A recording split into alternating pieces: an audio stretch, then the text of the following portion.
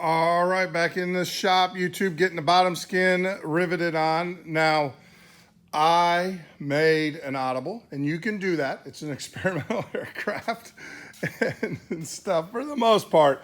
Now, this is more of a decision that I made because of my limitations, i.e. my big hands. I shouldn't swear. So Vans has you in the plans rivet these with standard flush mount rivets, right? With the aluminum, with the 426s, these guys. The problem is this is what I saw. I did two, you can see the two here, and I left them, I didn't take them out.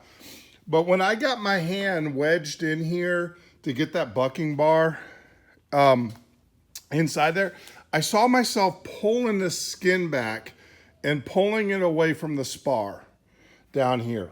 All right, so it was kind of pulling it back, and I just didn't like it. Didn't like it at all. I felt that it was not a good rivet. Actually, see, I missed one there. A good rivet, a good set, right? It wasn't set in a rivet flush against the skin. Just was not happy at all. So and knowing that Vans wants you to blind rivet these guys, I was like, well, what the heck? I mean, you're already blind riveting. It's not like you're doing flush mount rivet. Yeah, like my socks. Yep, try. Doctor's orders, because I've been doing 5Ks. He wants me to keep my legs in shape and stuff, the vascular system. Another story, another day. Hey, I love flying. I want to keep on flying as long as I possibly can. So the doctor who signs off on me for my medical, if he tells me to do something, I'm going to do it. No, I digress. So let's go back. So the thing is that I just didn't like how it was riveted. I didn't think it was a quality rivet. I didn't think it was getting enough grip. Pulling the skin away, you're kind of not counterintuitive, but you're just kind of, you're I don't know the word. I don't know what to say. But, it just, the whole idea with the rivet is you get everything tight, right? You want all those pieces to line up and to be tight with each other. And just the fact of having to reach your hand in there and pull that skin away, to me, it just counterintuitive. It just didn't make sense, and everything. So I decided to blind rivet these with CS 4-4s, and it gave me a really good grip. I don't know, you guys can't really see in there. I don't want to pull these out too far because once again, but I'm really happy with the amount of material on the back side of the rivet as well that's holding the pieces together. And man, it tightened everything up really well. So, it's your plane, you do as you want. Well, within reason, right? And everything, but yeah, I just didn't feel good about doing that. And the fact of the matter is, the fact that Vans already has us blind riveting these guys, was enough for me, right? So I just went ahead and finished it. And to be honest with you, if you use the 4-4s, the CS 4-4s, they sit flush anyways. I mean, they look, I kind of shoot down that profile there. They look pretty good. Now there's a couple spaces here where I puckered out or whatever. I'll fix that in paint. It's no big deal. I'm gonna use a high build primer when I paint this airplane. So also a lot of people are concerned, well, what about these little holes right here? Well, you know what? It's called high build primer. Yeah, all those holes, they'll look flush when they're done. Anyways, so yeah, I just, to me, like I said, you got to weigh the rewards. Now, if I had smaller hands, if I had baby hands, yeah, maybe, it probably would have worked out really well. But I can tell you, I can definitely, give you an idea. I mean, I got monster hands. Thank God I didn't become a proctologist, right? So yeah, I mean, I easily palm a basketball. So yeah, I just made that audible. You can make it. You can choose not to make it. It's totally up to you. It's your plane. And yeah, I chose to do it that way. So yeah, so now what I got to do, obviously when I put down the camera, I'm going to get this guy riveted in. I'm going to inspect and everything.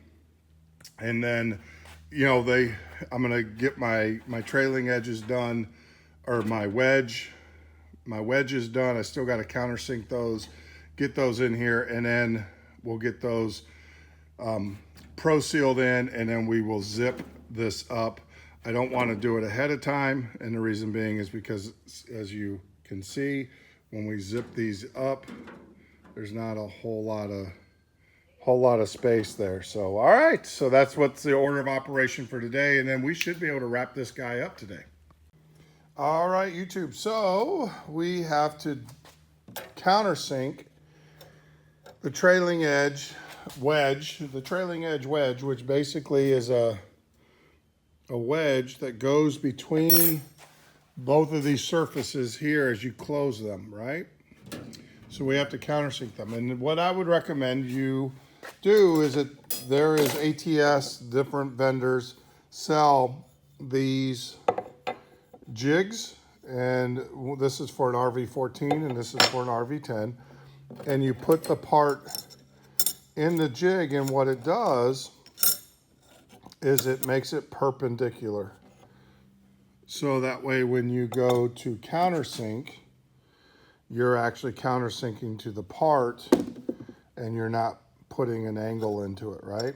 That's the goal here, because if you put an angle, then of course when it comes together it won't line up. You want it to be perpendicular to the surface. So this is a jig, and like I said, you can get this at Aircraft Tool Supply or Sky Geeks, various. Just Google trailing edge or trailing edge RV10 jig, countersink jig. All right, so I've got this to do now. We got to do it on both sides, and so yeah, we got to get to work. All right, YouTube, so there you go. Got the leading edge in, or the trailing edge wedge in and everything. So we got that done. I don't know where I got mixed up here, but yeah, I don't know. I think I got them reversed. So that's a problem. I'll just cut it off. I mean, on this side here, I'm short, but look, I made an audible, because I had my ProSeal already in and it was already gooped up, and I didn't want to pull it back out because it would just make a mess. So I ProSealed really well here to seal that up. But yeah, so I got the edge in. Note to self, mark. Don't just pull them out and lay them on the bench and think you're going to put them in right. So yeah, so I got everything else. Got these all riveted up. They look really well. Well, they look good. Happy with them. So yeah, so I'm going to let this cook, and then I'll come back. I already started putting in these rivets here.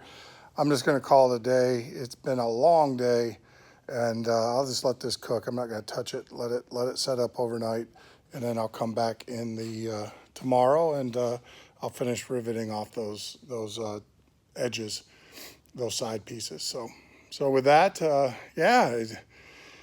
It's a flap. It's coming. We're a couple hours away from completing this flap, putting it on the cart, and then starting on the next flap. I got all the parts for that, and yeah, we'll just start. That's the nice thing about doing wings. When you get one side done, you always got the other to do. So yeah. So, but like always, it's worth it's the journey, right? Versus the destination. So. Yeah, I'm rambling. It's hot in here. I am showing about 90 degrees here in the hangar on the old thermometer there. So yeah, I gotta wrap it up, and then, like I said, I will get back at it tomorrow. But if you have any questions, comments, concerns, you know where to leave them. I'll get back to you as soon as possible. And like always, God bless.